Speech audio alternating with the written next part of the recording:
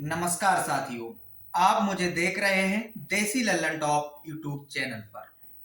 क्या वो घड़ी आ गई है जिसका इंतजार हिंदुस्तान के 13 करोड़ निवेशकों को है और उनके करोड़ों परिजनों को है। जी हां, मैं ये बात सच कह रहा हूं। लंबे वक्त से सहारा इंडिया के निवेशकों को, सहारा इंडिया के एजेंटों को, कार्यकर्ताओं को, एम्प्लॉइयों को माननीय सुप्रीम कोर्ट में सहारा से भी विवाद की सुनवाई का इंतजार है।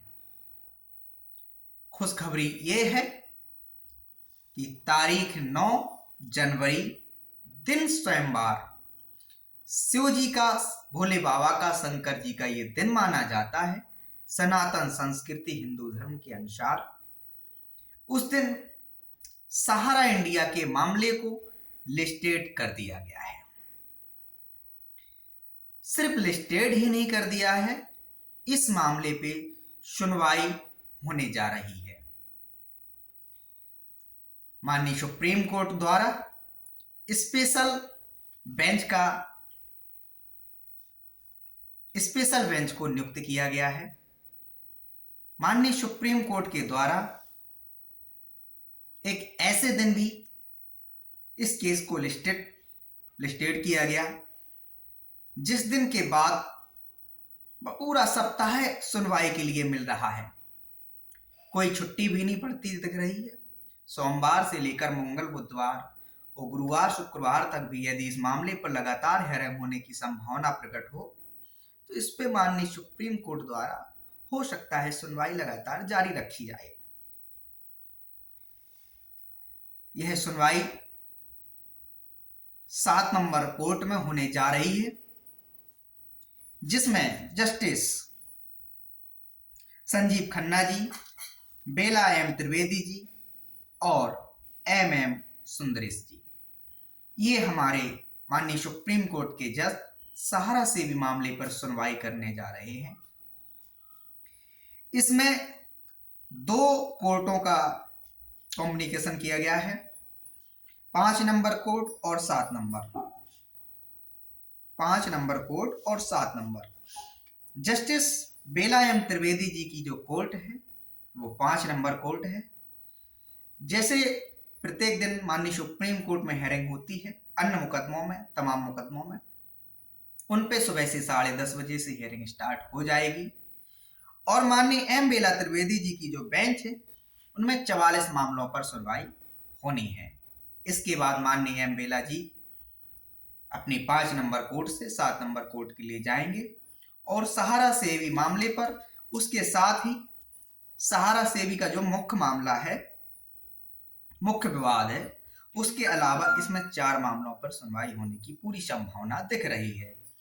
कमलेश कुमारी अग्रवाल और वंदना भार्गव, सेबी वर्सेस सहारा और सहारा सेबी मुख्य विवाद, ये 4 मामलों पर सुनवाई की पूर्ण संभावना दिख रही है। और इसके अलावा पूरा हिंदुस्तान इंतजार कर रहा है कि माननीय सुप्रीम कोर्ट, माननीय जो जज साहब लोग हैं, वो क्या इस मामले पर कब क्या परिणाम देने वाले हैं, क्या आदेश करने वाले हैं। हम तो सब मिलकर यही आशा उम्मीद करते हैं कि इस मामले का शीघ्र से शीघ्र निष्पादन किया जाए, सबका कल्याण हो, जिससे सारे निवेशकों की उनकी खुशियां लौट आए, जो जिंदगी भर की उनकी खून पसीने की मेहनत की कमाई सहारा इंडिया में निवेशित है। हालांकि इस मामले पे बहुत कुछ सहारा और सेबी पर भी निर्भर करेगा, माननीय जज साहब लोगों पर तो निर्भर करता ही करता है, लेकिन इसके अलावा सहारा और सेबी की मानसिकता क्या है, ये लोग क्या पक्ष रखने जा रहे हैं, ये हमें सोमवार 9 जनवरी को देखने को मिल सकता है। तो हमारा इसीलिए आप लोगों को जो इन्फॉर्मेशन देने का विचार आया, दिया, और आप लोग भी इस घड़ी का बेसब्री से इंतजार कर रहे थे।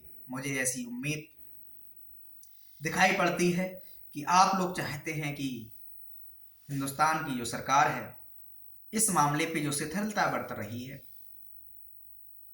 तो कम से कम माननीय सुप्रीम कोर्ट के द्वारा कोई एक आदेश सहारा के निवेशकों के कल्याण में, सहारा निवेशकों के हितों में जारी हो, जिससे निवेशकों का भुगतान उनके घर तक पहुंचना संभव हो सके। ऐसी सारे हिंदुस्तान के निवेशक आशा भरी निगाहों से हर जिम्मेदार संस्थान, हर जिम्मेदार अधिकारी की तरफ देख रहा है। और अब वो घड़ी आते हुए दिख रही है। 9 तारीख दिन सोमवार, शिव जी का दिन। करोड़ों लोगों से यही अरदास, यही विनती, यही प्रार्थना कि भगवान से प्रार्थना करें कि ईश्वर सहारा और सेबी के वकीलों को सद्बुद्धि दे, और माननीय सुप्रीम कोर्ट के जो जज साहब लोग हैं वो भी एक ऐसा शीघ्र आदेश पारित करें जिससे निवेशकों का भुगतान मिलना सुनिश्चित हो सके। इस मामले पे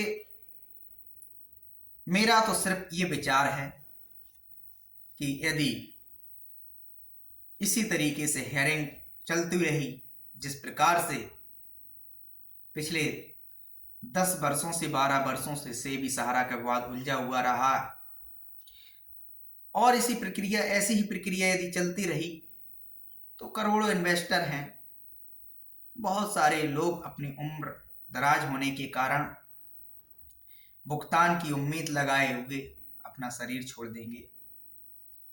बहुत सारे इन्वेस्टर, निवेशक, डिपॉजिटर जो चाहते हैं कि हमने कोई अपराध नहीं किया है, हमें उसकी सजा नहीं मिलनी चाहिए। सहारा का वो कार्यकर्ता जो निवेशकों को बचत की आदत डालता था, 2-2, 20-20, 50-50 रुपए डेली कलेक्शन करके सहारा की स्कीमों में डिपॉजिट कराता था, उसका रोजगार चलता था, उसका पेट चलता था, वो भी यही चाहता है कि कैसे भी निवेशकों का भुगतान मिलना पॉसिबल हो, संभव हो। खास करके यदि सरकार को लगता है, या माननीय जो सुप्रीम कोर्ट जिसके समक्ष इस मामले में सुनवाई होने जा रही है, यदि लगता हो कि सहारा के द्वारा कानूनों का उल्लंघन लगातार किया जाता रहा है, तो जो सहारा इंडिया के जो मुख्य प्रबंधन के लोग हैं उनको उन चीज़ों की, उन कानूनों के तहत सजा दी जानी चाहिए, और सहारा की जितनी भी संपत्तियां, प्रॉपर्टीज, कंपनियां, सोसाइटियां, विभिन्न फर्में सहारा द्वारा संचालित की गई हैं, उन सबका समायोजन करते हुए सरकार को एक आदेश, डायरेक्शन जारी करे माननीय सुप्रीम कोर्ट कि इनको अपने अंडरटेक ले ले और अपने पास से भुगतान की व्यवस्था 30 दिन के अंदर सुनिश्चित कराए, 20 दिन के अंदर सुनिश्चित कराए, या 60 दिन के अंदर सुनिश्चित कराए। क्योंकि यदि मामला इस ओर गया कि सुप्रीम कोर्ट के द्वारा एक आदेश जारी किया जाए कि अब नहीं, सहारा ने तमाम गैर कानूनी काम किए हैं और कंपनी को सीज किया जाए, कंपनी को सील किया जाए, बंद किया जाए, अब इनका कंपनी का संचालन संभव नहीं है, ऐसी स्थिति में सरकार को डायरेक्शन दे दे कि नहीं, अब सारी कंपनी की प्रॉपर्टी सीज करके, सील करके निवेशकों के जितने भी निवेशक हैं किसी भी सोसाइटी के, सहारा के, सबका भुगतान करिए। ऐसा कोई यदि आदेश आए तो इसमें भी हमें लगता है सालों लग जाएंगे। यदि ये सब इतना पॉसिबल इजी होता तो माननीय सुप्रीम कोर्ट के आदेश की पालना करते हुए सेबी और सहारा दिखाई देते। और माननीय सुप्रीम कोर्ट ने जो 2012 में आदेश दिया सहारा इंडिया और सेबी को कि 3 करोड़ निवेशकों का 15% ब्याज सहित भुगतान हो, वो अभी तक पॉसिबल हो गया होता, सहारा की संपत्तियां भी नहीं बेची जा पाई। यहां तक कि जो एक अमाउंट था 24-25 हजार करोड़ रुपया, वो भी अभी तक सेबी के पास नहीं पहुंच सका। मात्र 15,000 करोड़ रुपया उसमें से अभी तक पहुंच सका है। वो बेशक ब्याज सहित 25,000 करोड़ रुपए के से भी ज्यादा की धनराशि हो चुकी होगी, लेकिन मूल धनराशि की बात करें तो 15,000 करोड़ के आसपास ही बैठती है। इसलिए सरकार उन संपत्तियों का क्या करेगी, वो आगे की प्रक्रिया रखी जाए। सरकार को डायरेक्शन दिया जाए कि 30 दिनों में, 50 दिनों में, 40 दिनों के अंदर, जैसे नोटबंदी में लाइनें लगाकर करोड़ों बैंक के खाता धारकों को बैंकों की लाइनों में लगाकर उनका पैसा निवेशित करवा दिया गया, जमा करवा लिया गया और करोड़ों मतदाताओं को लाइन में लगाकर कुछ दिनों में पूरे हिंदुस्तान की गवर्नमेंट इलेक्ट होकर चुनकर संसद तक सारे माननीय सांसद महोदय पहुंच जाते हैं। तो पूरे देश की जनता को इसी प्रकार से लाइन में लगाकर, कोई डायरेक्शन देकर, तहसील तहसील पर कोई कार्यालय बनाकर, कोई ऑनलाइन पोर्टल बनाकर निवेशकों के भुगतान की सुनिश्चितता हो, और वो सुनिश्चितता सहारा की संपत्तियों से नहीं हो, वो सुनिश्चितता सेबी के पास जो सहारा इंडिया के निवेशकों का 25,000 करोड़ रुपया ब्याज समेत जो पहुंच चुका है उससे हो। जब वो उस पैसे से सारे निवेशकों का भुगतान हो जाए तो इसके बाद सरकार अपने खाते से अपने कोई एक मंत्रालय नियुक्त कर दिया जाए, उससे वो उन निवेशकों का भुगतान दिलाना सुनिश्चित हो। तो आशा करते हैं, उम्मीद करते हैं सोमवार को वो शुभ घड़ी आ गई है जिस पर बड़ी विशेषता के साथ, इसीलिए तो विशेष बेंच नियुक्ति की गई, स्पेशल बेंच नियुक्त की गई है। 3 सदस्यीय जजों की ये बेंच नियुक्त की गई है। बड़े लंबे वक्त से सारे हिंदुस्तान के करोड़ों निवेशक सहारा इंडिया के और लाखों एजेंट इस वक्त का इंतजार कर रहे थे कि मामले में शीघ्र सुनवाई हो और जो भी आदेश आए वो तो देखने को मिलेगा आगे क्या होने जा रहा है। क्या इसी प्रकार से कोई निवेशकों के हितों में संभव हो रहा है कोई आदेश, या फिर यही सेबी और सहारा के बीच जो टाल मटोल का रवैया चलता रहा वही चलता रहेगा। प्रयास तो करना हम सबका काम है और कहीं ना कहीं जो निवेशक जागृत हैं, जो एजेंट जागृत हैं, जो कार्यकर्ता जागृत हैं, वो लगातार इस दरमियान धरना प्रदर्शनों में, प्रोटेस्टों में भुगतान की लड़ाई लड़ते हुए नजर आ रहे हैं। चाहे मुख्यमंत्री नीतीश कुमार की समाधान यात्रा हो बिहार में, उसमें निवेशक धरना प्रदर्शन कर रहे हैं, उस समाधान यात्रा के खिलाफ नारे लगा रहे हैं और नीतीश कुमार जी से सहारा निवेशकों का भुगतान दिलाने की अपील कर रहे हैं। चाहे वो भारत जोड़ो यात्रा हो राहुल गांधी जी की, उसमें वो केंद्र सरकार को घेरते हुए नजर आ रहे हैं और कांग्रेस के नेताओं से सहारा निवेशकों की पीड़ा सदन के माध्यम से उठाने की मांग कर रहे हैं। इसी प्रकार से तमाम सोशल मीडिया पे बहुत सारे फेसबुक के साथी, यूट्यूब के साथी सहारा के खिलाफ, सहारा की करतूतों को लगातार उजागर कर रहे हैं। पटना हाईकोर्ट से उम्मीद की एक आस जगती हुई जब निवेशकों को दिखाई दी, जब पटना हाईकोर्ट ने, माननीय संदीप कुमार जी की बेंच ने सुब्रत राय को बुलाया, तो तमाम सैकड़ों की संख्या में निवेशकों ने पटना हाईकोर्ट का रुख किया। वहां वकील के जरिए अपने अपनी याचिका लगाई, अपना अपना आवेदन लगाया। इसी प्रकार दिल्ली हाईकोर्ट के माध्यम से भी निवेशक प्रयास कर रहे हैं। तमाम जो सहारा क्रेडिट कोऑपरेटिव सोसाइटी, हमारा इंडिया क्रेडिट कोऑपरेटिव सोसाइटी, सहारा यूनिवर्सल मल्टीपर्पज, स्टार मल्टीपर्पज, इनका जो दिल्ली हाईकोर्ट और माननीय हैदराबाद हाईकोर्ट में जो मामला चल रहा है, क्योंकि स्टार मल्टीपर्पज का जो लाइसेंस है वो हैदराबाद से ही है, तो वहां भी निवेशक अपना अपना प्रयास कर रहे हैं। बहुत सारे निवेशक प्रधानमंत्री कार्यालय को भी शिकायतें भेज रहे हैं, राष्ट्रपति सचिवालय को भेज रहे हैं। बहुत सारे निवेशक अपने स्थानीय सांसद, स्थानीय विधायकों से मिल रहे हैं। तमाम निवेशक पुलिस विभाग के माध्यम से सहारा पर कार्रवाई करने के लिए आवेदन दे रहे हैं। और ठग पीड़ित परिवार के राष्ट्रीय संयोजक मदन लाल आजाद, वो भी इस समय पूरे हिंदुस्तान की यात्रा पर निकले हैं। वर्ष एक्ट 2019 की अनुपालना सुनिश्चित कराने के लिए, भुगतान दिलाने के लिए वो भी लड़ रहे हैं। ऑल इंडिया संयुक्त मोर्चा के तत्वाधान में भी अभय देव शुक्ला लड़ाई लड़ते हुए दिखाई दे रहे हैं। कानपुर के एक अधिवक्ता, सुप्रीम कोर्ट के जो अधिवक्ता हैं अजय टंडन, वो भी दावा करते हैं निवेशकों के हित में काम करने का।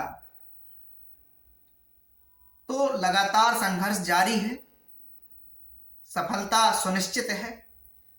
वक्त समय चाहे जितना लो, नुकसान चाहे जितना करके जाए, चाहे जितने लोगों की बलि चढ़ा कर जाए। ये इसलिए कहना पड़ रहा है, तमाम सारे सहारा इंडिया के एजेंट तनाव में ग्रसित होकर सुसाइड कर लिए।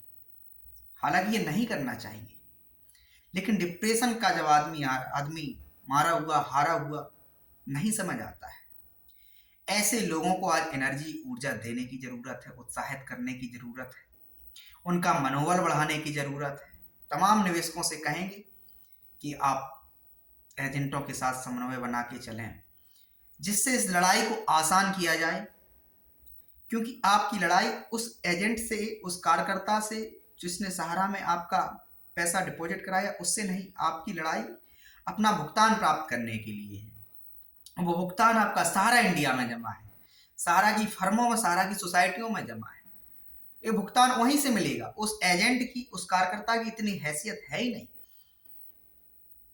इसलिए उसको अनावश्यक तनाव देने के बजाय उसका साथ दीजिए, उससे सहयोग लीजिए और उससे कहिए कि आप, उसकी भी जिम्मेदारी है। यदि वो किसी प्रकार की शरारत कर रहा है, अपने तमाम अन्य कार्यों में व्यस्त है, कई बार होता है कि अन्य कार्यों में व्यस्त तो रहता है लेकिन संघर्ष करता रहता है, तो लोगों को लगता है ये बहुत अच्छे तरीके से जीवन यापन कर रहा है, हमारा पैसा जमा करवा दिया, हम परेशान हैं। तो ये भी नहीं होना चाहिए। देखें, उसकी भी स्थिति को समझें और अपनी भी स्थिति को समझें। वो आपका सगा संबंधी अपना था, तभी आपने उसको पैसा दिया और आपने उस फॉर्म पे साइन करके सहारा से एक खाता खुलवाया। आप जब आपका पैसा नहीं मिल रहे हैं तो आप उसको भला बुरा कह रहे हैं। तो ये भला बुरा कहने से समाधान नहीं निकल सकता। जो होना था वो तो हो ही रहा है, भला बुरा कहेंगे उससे समाधान नहीं निकलेगा।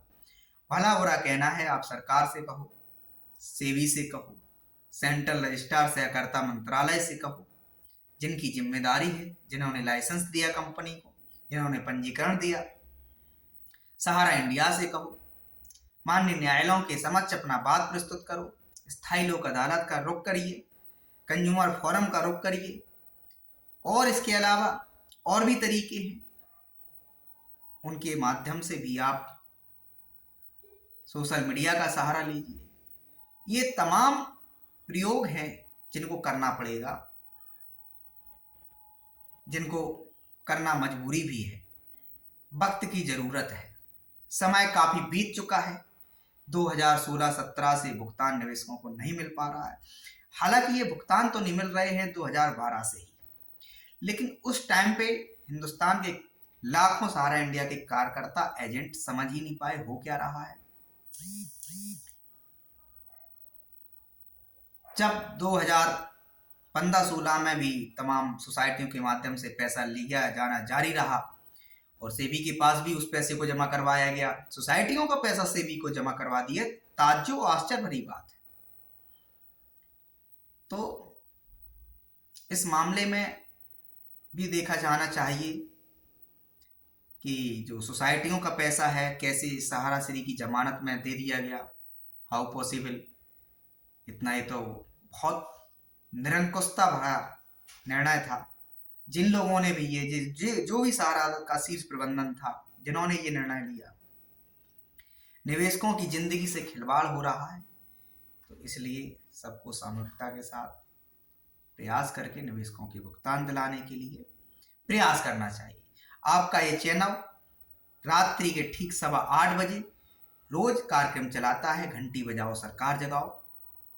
तो उस कार्यक्रम में हिस्सा लेके अपनी पीड़ा, अपनी तकलीफ रख कर लाखों लोगों तक पहुंचा सकते हैं। धन्यवाद।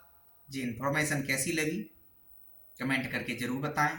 चैनल को सब्सक्राइब नहीं किया तो आप सब्सक्राइब करने की बारी आई है, क्योंकि बहुत सारे इन्फॉर्मेशन जो हैं, जैसे सुप्रीम कोर्ट में जो हेयरिंग है इस मामले पर अभी तक बहुत सारे लोगों को जानकारी नहीं है, और ये भी जानकारी नहीं है किस बेंच में किन माननीय जजों द्वारा इस मामले पर सुनवाई होने जा रही, कौन कौन से मामले इसमें लिस्टेड किए गए हैं।